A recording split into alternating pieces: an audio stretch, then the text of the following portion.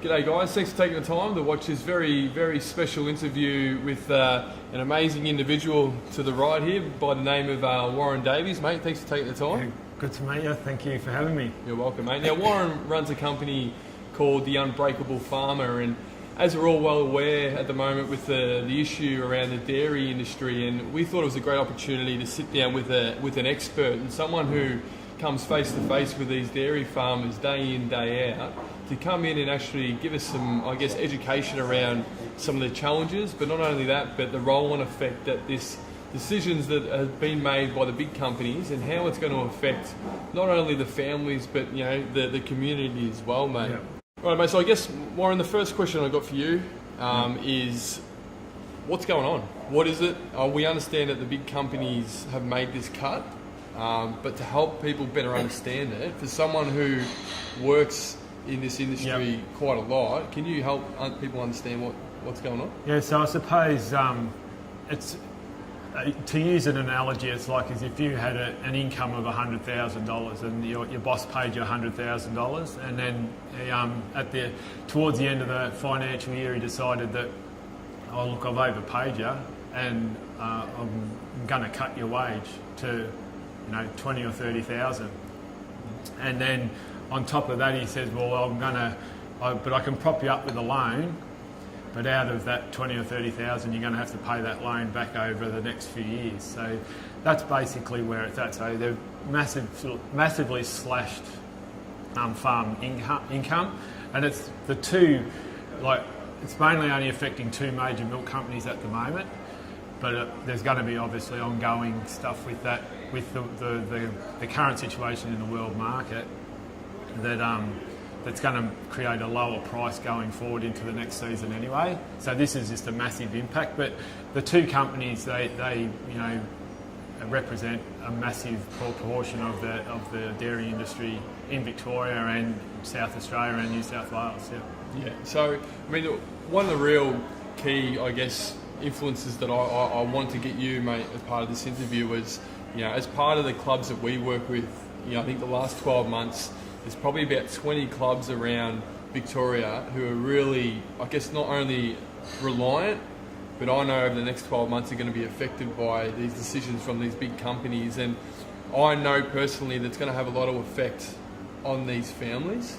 Now, what kind of effect can you see it having, not only financially, but, emotionally as well? Well, it's a massive impact. To delve into our story a little bit, we in 2004 walked off our farm due to the drought, and that in itself is a big enough decision. But it makes you realise that farming, or especially dairy farming, it's not just a job, and it's not just your life, it's not just your home, it's your everything. It's your 24/7. So it's all encompassing, and to get a hit like this, and then to know that not knowing. I suppose it's the unknown, not knowing which way to turn or which direction to take. It has a massive impact, especially initially, until you work out what direction you're going to take. Yeah, so I mean, we had a conversation before, mate, and just to give the people watching another understanding on it, I guess you were saying that farmers have almost gone out and predetermined what they were going to make coming into the dairy season. Yep. So they've gone out and cropped and got everything together and sorted, I guess, their staff and all that type of expectation out. But now it's come to the crunch where the companies have cut all these costs, so the farmers have overspent, and now that's what's really going to come back and bite them. That's what is biting, because dairy farming especially, decisions are made 9 to 12 months out. Obviously you join your cows, it's a 9-month process, so you've made that decision 9 months ago. So a lot of farmers at the moment, they're based with winter milk, so they've calved cows down now. So this is their main income earning period, and the price is going to be slashed to below production costs. So at the end of the day, you're getting out of bed every morning and not making any money. Yeah.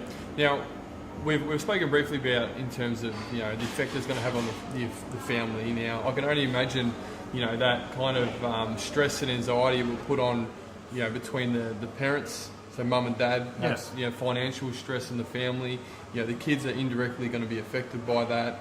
and the household itself is going to be under a lot of duress. And I think that there's that, once again, that roll-on effect as well that's going to have on the community. So I could name probably 5 clubs that we work with who are run by presidents who are highly involved with dairy farms and places like that. And not only sporting clubs relying on a stream of income to get players on the football netball field, but there's no doubt other community avenues as well are going to be affected. Well, it's just the ripple effect from that, because obviously directly or indirectly, like, so small business gets affected, and then that rolls on through the community. There's job losses just in our shire alone.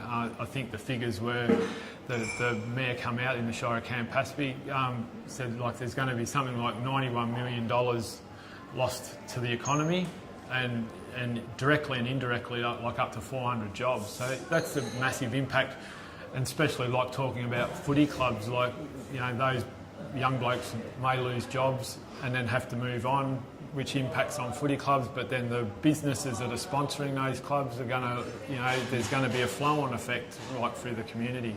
So that's the major impact, that flow-on effect through the community. Yeah. Now we hear all this stuff through the media at the moment, mate. And I know that this is something I want to get this across now. Yep. And we had a chat on the phone the other day, and you mentioned about how the home brand milk and the big supermarkets and what they do is put their own labelling and stuff on this milk. And you mentioned that it's powdered down milk. And look, I just want to use this as an education platform to message to these people exactly what it is and why and how they get away with only making it $1. Yeah. Do you want to explain how that process works? Well, now that that's all come to light, I don't know how they get away with it. But with it, as far as just taking a step back, this whole groundswell of support for the dairy farmers has just been absolutely fantastic. Making sure that, you know, the branded milk's getting bought and all that. The thing that I have a concern with is that the price that's being dictated to the farmers is the price, and it doesn't matter if the branded milk's getting bought, that flow-on effect isn't happening yet. So it's up to the companies, those major milk companies, then to structure that their payment system or arrangement that money then flows onto the farmers, so they're actually getting benefit from people that are buying that branded milk. But as far as the dollar milk, I think the public's spoken loudly about that, and there'll be, I reckon, massive changes around the corner as far as that goes, because you only have to look on social media and have a look at the shelves in all the supermarkets, and it's just full of their unbranded milk at the moment, and no one's buying it, which is absolutely fantastic, that support. Yeah, it's great. And that leads on to the next question, mate. So what, as a general public, people watching this, and every conversation I've had with just anyone I know, and I've basically said, look, given what you know right now with the farmers struggling now, would you be happy to pay an extra $1 for milk? And everyone's like, absolutely. Like, we want to support our local dairy industry, domestically, especially. So what can we do as a general public? Is it to keep pushing the stuff through social media? Is it to refuse to buy the home brand stuff? I think it is that the support for the farmers through that groundswell of support. One, it's uplifting for the farmers to know, because there is that little bit of a divide between metropolitan and country, you know, regional Victoria. That there's that little bit, there's that row of mountains that run between us, especially between northern Victoria and here, like, seems to separate us. But what that support is uplifting, that at least the farmers know that there's support out there, but that's got to then create change, and that's made change like on the consumer level, but it's got to make change on the manufacturing and the way farmers are paid as well on that level as well. So this is going to lead into the next question, mate, is where do farmers go? I understand that you're from up around that Echuca, Rochester area, and there's a lot of clubs that we've worked with up around the northern parts of Victoria, and I guess a lot of these farmers and probably wives and that who may be watching this will be considering, okay, well, I can see how this may affect the family. I can see friends of ours who may be affected. Have you got anywhere these people can go? I mean, the obvious ones are, you know, to call Lifeline and to call, you know, the Headspace and get in contact with them. But is there somewhere direct? And like the Beyond Blues and all that, but like there's other strategies through Dairy Australia. I think the program's called Looking Over the Back Fence, and like through the National Centre for Farmer Health. Like there's all these resources that you can get onto through the internet, but through like in our area, Murray Dairy and all those, contact counsellors or get people to find the resources for you, or even messaging myself, and I can point people in the right direction to be able to seek the help that they need. But like the government initiatives that are being rolled out now with financial counsellors and all that, but a lot of this is going to take a bit of time to hit the ground, and that's the concerning part, that you can't just flick a switch. Like I was lucky enough to be in a meeting the other day with Barnaby Joyce, and people were hounding him for answers there and then, but all this stuff, and especially at the stage we're at as a caretaker government as well, is trying to roll this stuff out. It's fairly difficult, but a few strategies are starting to hit the ground now, but there's going to be that lag period between it actually taking effect. So in that interim is to make sure that you're talking to the right people, whether it's one of those organisations or just your friends or your community or whatever. Yeah, and that's where the message comes back from us as well. And we're very big on understanding the knowledge around what the role a sporting club can play when it comes to this type of experience.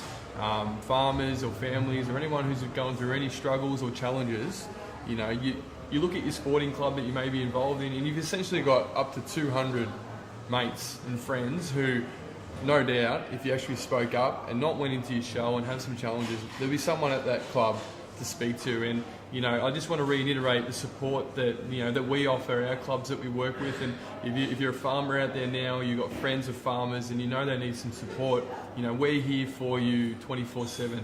And just to pick the phone up and give us a call, or to send us an email, and we can essentially act just like Warren does in the community and get you to the support you guys need. And I think people like yourself, mate, I think it's bloody integral to ensure that these challenges that are faced in the community really do stand up and become a forefront, and just share our stories and your own personal experiences. Yeah. I mean, I've no doubt that you've been able to help out many families across the region. Yep. And I guess just in closing, mate, is there anything else that you'd like to drive home when it comes to the support factor at all with these farmers? No, I suppose the major points is that communication is to keep those communication lines open and stay connected to your community and not to withdraw. And everyone's in this together, and obviously the groundswell of support, there's people behind everybody, but using the places like your footy club